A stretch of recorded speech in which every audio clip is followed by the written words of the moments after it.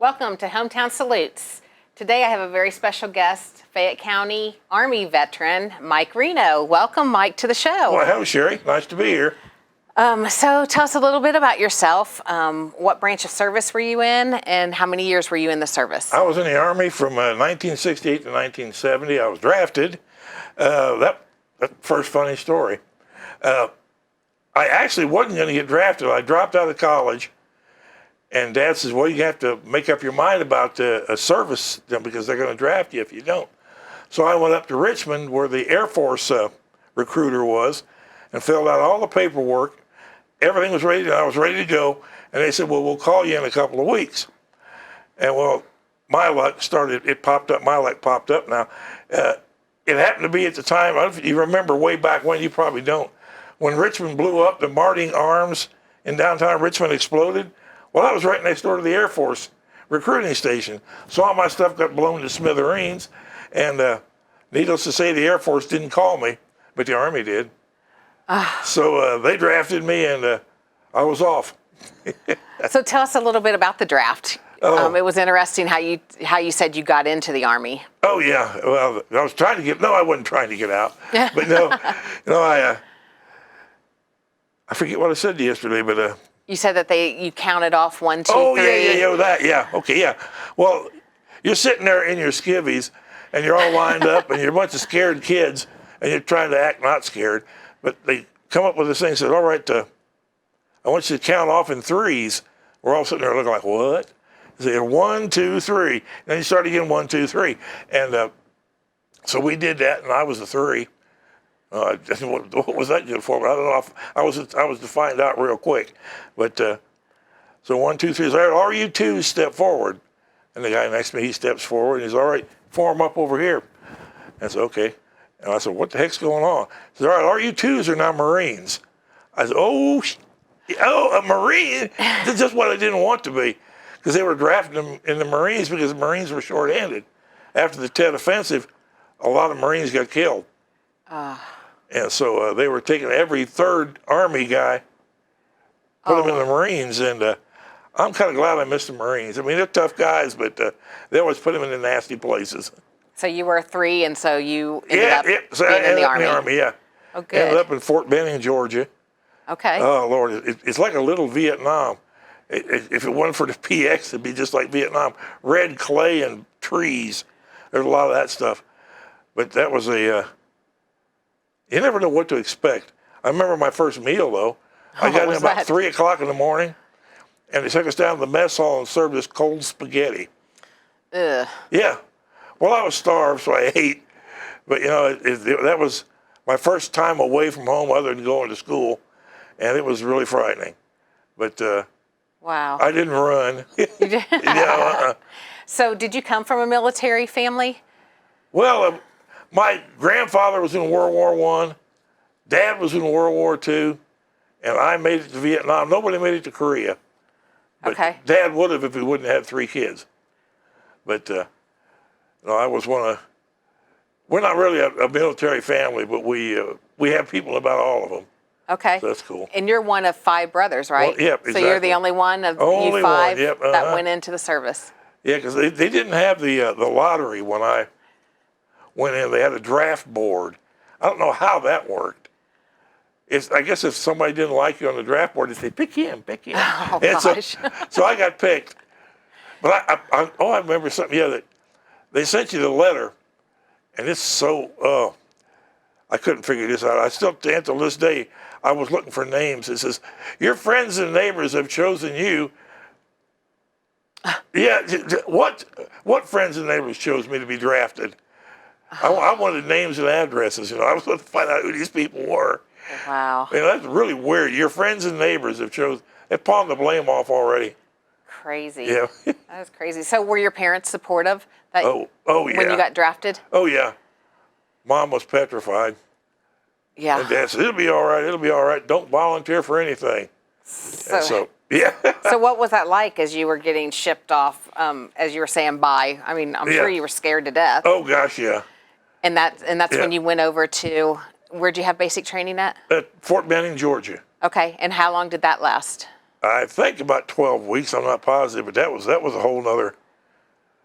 All these guys, all we did was run here, run there, low crawl, eat a lot of cold spaghetti.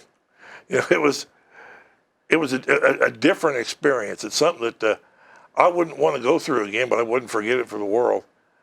Right. So, I mean, was basic training hard on you? Oh yeah, I wasn't in the best of shape, even though I was a skinny little fella. I was going to say, you look really skinny and in shape. Yeah, but oh Lord, it's just something I'd never really experienced. Hell, I wasn't much of an outdoorsy person, and that's what you did. You were outdoors all the time. Right. Usually crawling around on the ground. Oh, I forgot one. We had somebody did something. I forget, they got out of line or did something wrong, and nobody rat on him. And so the platoon sergeant said, "All right," says, "I'll find out who did this." And they gave us our tablespoons we ate with. It was these great big tablespoons. And underneath the barracks, it's about like a crawl space. It's about maybe yay tall, maybe 2.5 feet tall. Is, "All right, we're going to move this pile of dirt to the other end of the barracks with your tablespoons." There was about 40 guys on our hands and knees underneath there with tablespoons flipping dirt to the other end of the barracks. We never ratted on him, though. Oh, my gosh. I think he stole something or told somebody a lie. And so we slept under there that night, too. But they do all kinds of strange stuff like that to you. Oh, I bet you're glad when you were finally through there. Oh, yes. Then after basic training, you went to, what kind of training did you go to Advanced after that? infantry training. Okay. That's where I learned to fire the mortar at Fort McClellan, Alabama. You were in Alabama. Yeah. Hot there, too. But no, it was the base where the WACs all trained. I thought, boy, this ought to be kind of cool. The Women's Army Corps. Okay. Yeah. No, it wasn't too cool at all. It was. They were some evil women, I'll tell you. Yeah, the Army, it tends to attract kind of, you know what I'm talking about. Yeah. That kind of gal. He didn't want nothing to do with a whole lot of men. Wow. But no, that was a little bit better because it was more technical. It wasn't running all the time and doing stupid stuff. But I learned how to fire a mortar, and it kept me out of, I found out later on, it kept me out being a ground pounder, a grunt. I get to run out in the woods all by myself with just my pack on my back. It put me on an armored personnel carrier in an armored unit, so that worked out for the better, I think. Yeah. Yeah. Mm-hmm. So how long was that kind of training? That training, I think it was about 6 weeks. Okay. And then I got to go home for about a month. It was right before Christmas. You know, that was some Christmas present. So I went right before Christmas, like the 20th or something. I had to ship out. And that was, I remember the trip to Cincinnati to the airport. And that's only about the second or third time I'd flown. And I was more worried about that. Mom was worried about, "You're going to die." No, I'm not. I don't plan on it, Mom. But I'll never forget her just standing there, tears just rolling down her face. And Aww. I guess all mothers are that way. Oh, I'm sure. That'd be really hard to see. So from then, when you left, is that when you went straight over to Vietnam? Yeah, straight to Vietnam, then, yeah. Because we were in war at this point in Yeah, time. oh yeah. This was 1969, end of '68, yeah. Yep. But no, I went straight to Cincinnati, then to Chicago. All this flying was new to me. And then to Seattle, Washington, where we made sure we had all our shots and everything. We went to the Fort Lewis, that's it. And we found out what we had to have to go to Vietnam and what they could issue us. And we boarded a plane from there and went to Anchorage, Alaska. And when I got out, it was like 25 below zero. Oh, gosh. This is before they had the things that went out and met the plane. Yeah. The big tubes that you walk through. You had to walk down the steps onto about 1.5 feet of snow. I thought, whoa, is Vietnam going to be like this? No, to the contrary. It was quite different. And then I went from Alaska to Tokyo and stayed a day in Tokyo, which was kind of neat. I'd like to stay longer. I just stayed for a long time if they'd let me. But then on to Vietnam, where I landed in Cam Ranh Bay. Cam Ranh Bay. Yeah. And it was huge. It looked just like a regular normal city until you got out of but I told you, yeah, they picked us up on a bus, and I said, "Where's my rifle?" They said, "Boy, you don't need no rifle." I said, "What?" Yeah. So here he crammed us all in this bus, and all these guys looking. And the one thing that really struck me, I don't remember a lot of stuff. My mind's pretty much gone, but I think it's Agent Orange. No, I'm just kidding. Could be though. There's a lot of that over there. But Yeah. I remember we driving down the street and heading into Play Coop, and I looked out and there's this little old lady, and they all dressed in black pajamas, black top and black bottom. All of a sudden you see she squats down, and there wasn't any porta potties in Vietnam, say that, right there in the gutter. I said, this is not going to be a good year. Oh, my no. gosh. So how long were you over in Vietnam? 1 day shy of a year. 1 day shy of a year. Yeah, 364 days. Golly. So what exactly was your job? Did you have several jobs or that whole time, or did all you of have? it, yeah. Mm-hmm. Most of it was out in the field, but I think maybe 2 months or 3 months of it were in fire bases or base camps. Not like where I went in it was like a city. These were a little smaller, but I remember the first one I went to was called an LZ, a landing zone. That's where choppers could come in. It's called LZ Oasis, and it was out in the middle of nowhere. They took us out there, and just little single lane gravel roads or dirt roads, red clay. And during the dry season, it was about a foot deep of dust, and in the rainy season, it was about 2 feet of mud. It was nasty. It was never nice over there. I mean, weather-wise, if you were visiting, it probably was, but we weren't visiting. Yeah. But no, that was I remember they put us in a tent with 4 other guys, and so this ain't going to be too bad. And they said, don't get comfortable. And we did, because it was the best is yet to come. Yeah. Oh, wow. So did you have pets over there? What were a couple things you told me? Yeah, well, we had our dog was I don't know if he ever had a name. He was a buck sergeant when we got there, but we broke him down to a private because he got a little out of line one day and decided he'd go reconnoiter a Vietnamese village out in the middle of nowhere. And he took off, and we thought, well, he'll be back. The Vietnamese will either run him out or eat him, because they were known dog eaters. But he went in, he didn't come back. And we had a fella in our unit that he was a Vietnamese guy, and he spoke pretty good English. Well, actually, excellent English, probably better than mine. But we said, why don't you go in there and ask him where our dog is? He was pure white, beautiful dog. And he said he went into the village, and I'll tell you, that wasn't too smart a village, because they come in and he says, you got the dog? And I said, we don't got no white dog.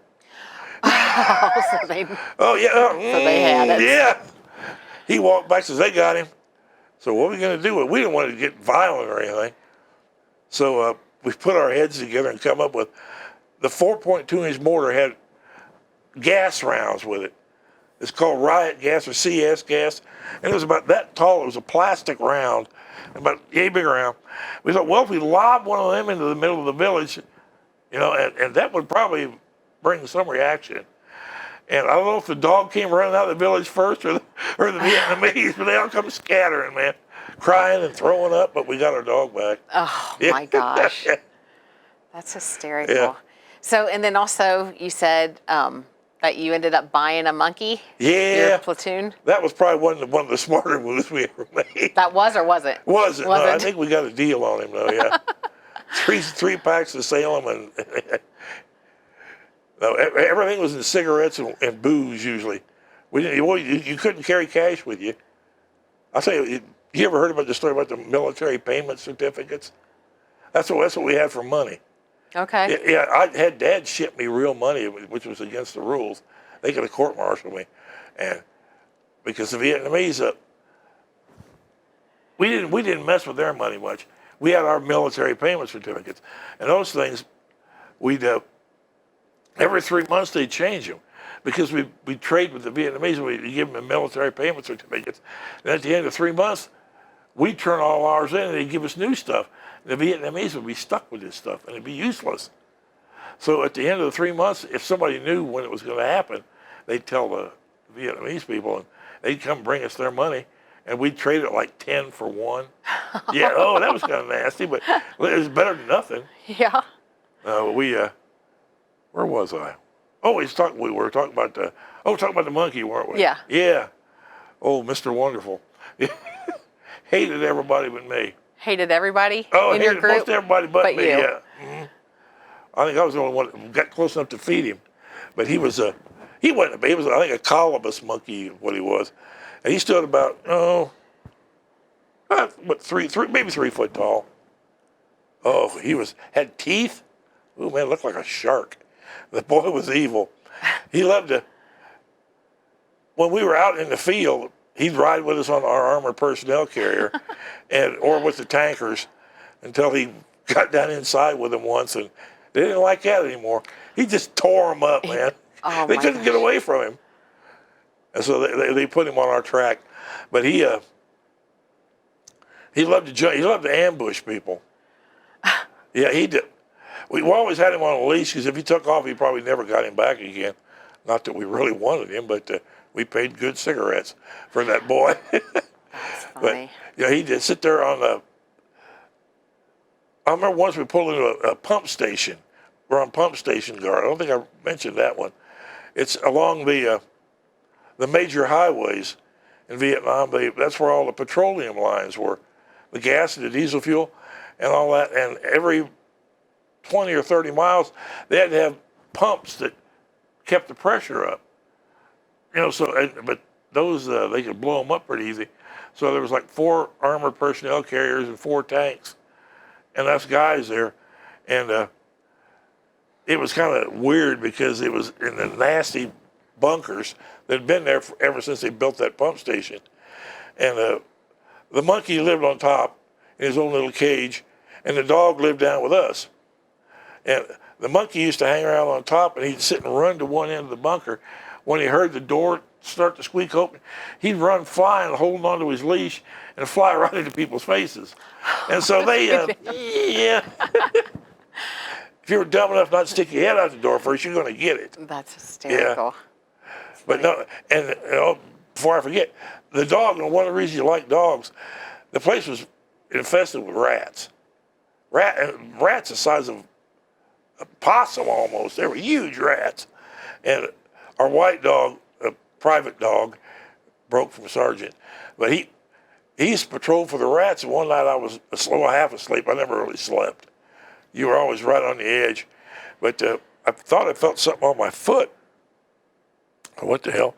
So I looked down, and there was this rat about the size of, like I say, almost a possum, sitting on my foot looking at me with a big beady. And I screamed or hollered or something, and the dog come. He come right after that rat, and the boy up through all of everybody's bunks. It was funnier than that. It was funny once he got off of me. Wow. But, so you said that you had been taking pictures the whole time that you were over there. Yeah. So you want to tell us about what happened, because you have no pictures except these I got 6 that we have here. 6 little pictures. Yeah, no, it's I was in probably one of the last tracks in Vietnam that was powered by gasoline engine. I'll let you know a little bit. It makes sense later on. But we were in I forget what the landing is when we were in. LZ Bass, I think it was. Don't ask me where these are, but I don't have a clue. But we came under attack one night, and one of the rounds, I don't know if it either hit the track. I wasn't in the track at the time. Neither was none of my crew. And we were down, I think, just talking or playing cards or something, and it had incoming. So we all hit the ground, and one of them must have hit right on ours and blew it to Kingdom Come. And it just burned and burned and burned, and it melted. Because these aren't steel, they're aluminum.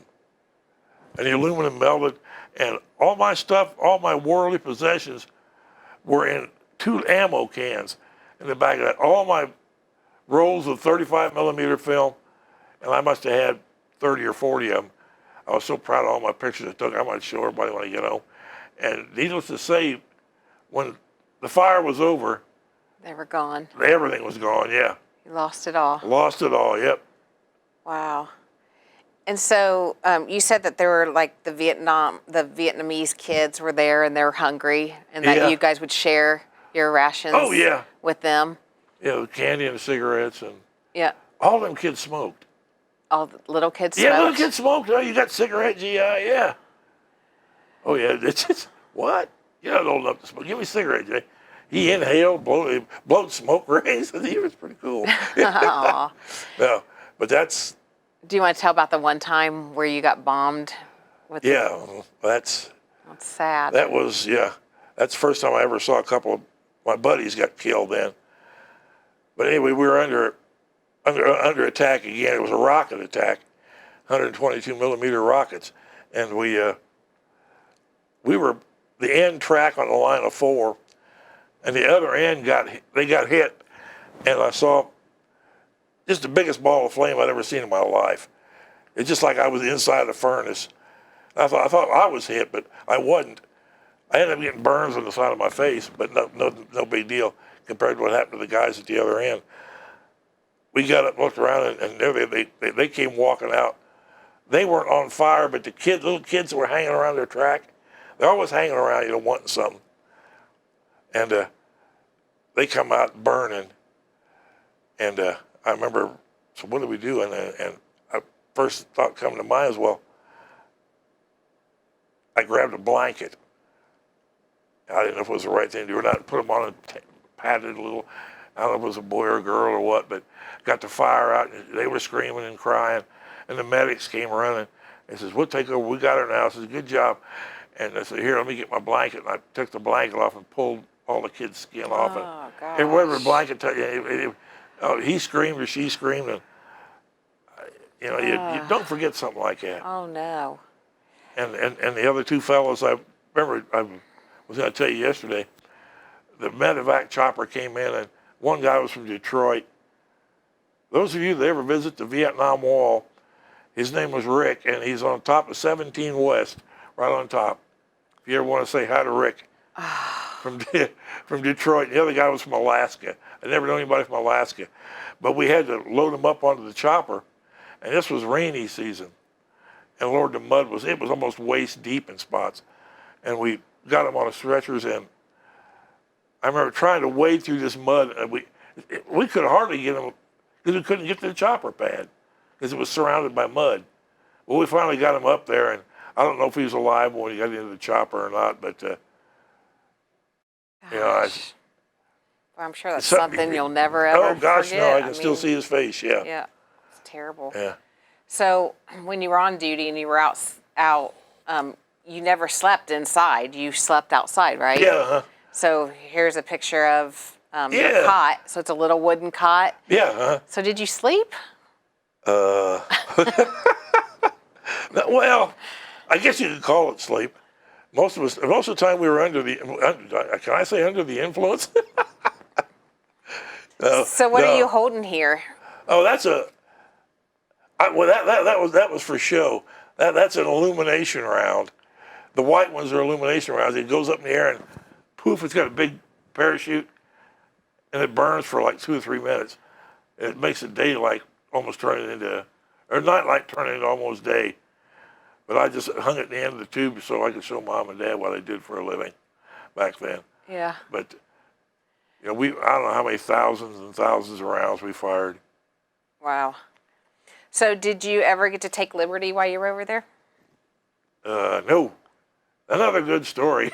Let's hear this one. Yeah, okay. No, let's see, I think it was about May or something.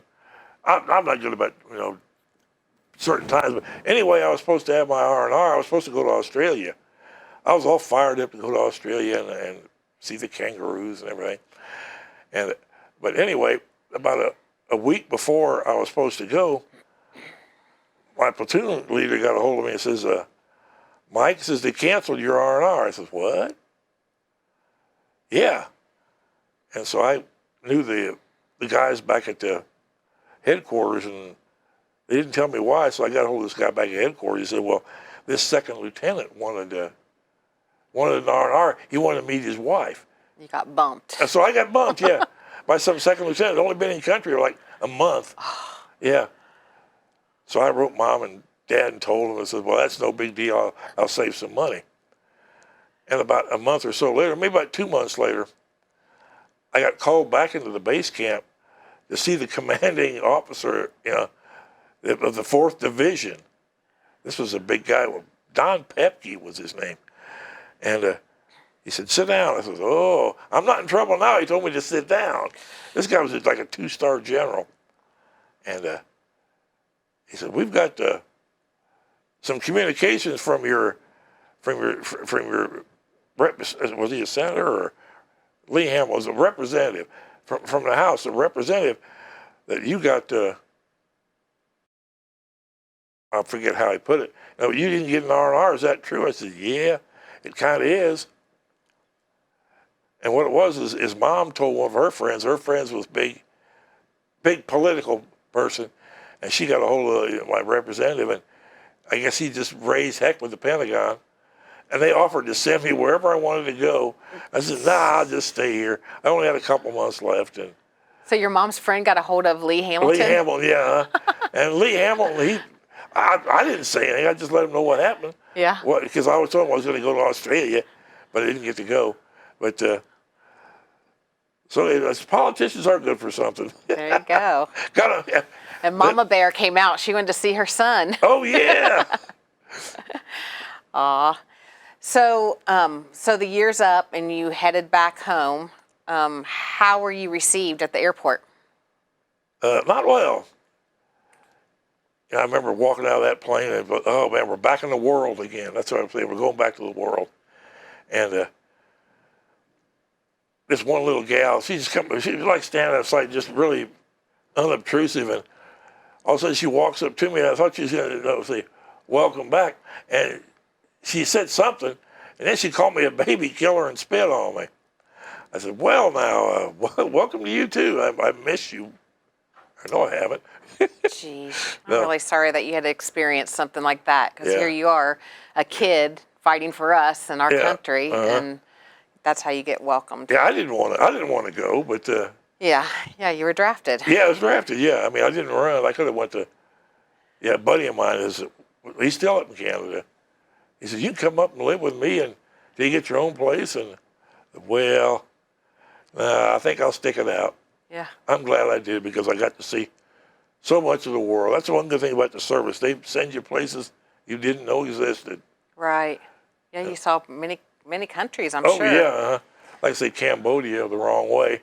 Yeah. Sneak in there. And Wow. yeah. So after the service, you came back to Connersville, to Fayette County? Yeah. And what did you do then?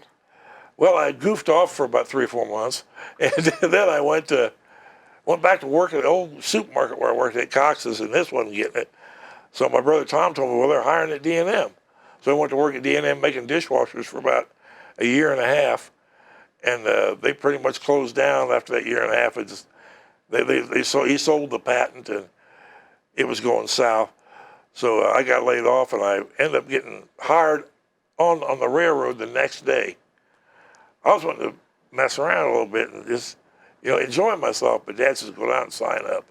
So I did in the railroad. So you like a big strapping young man, and off I went. 35 years later, I retired from the railroad. 35 years, Yeah. wow. Worked here in town all but about 3 or 4 months. I was lucky. Wow, well, what a story. Well, Mike, I just want to thank you for coming today and sharing with us about your experience You're very welcome. in the military.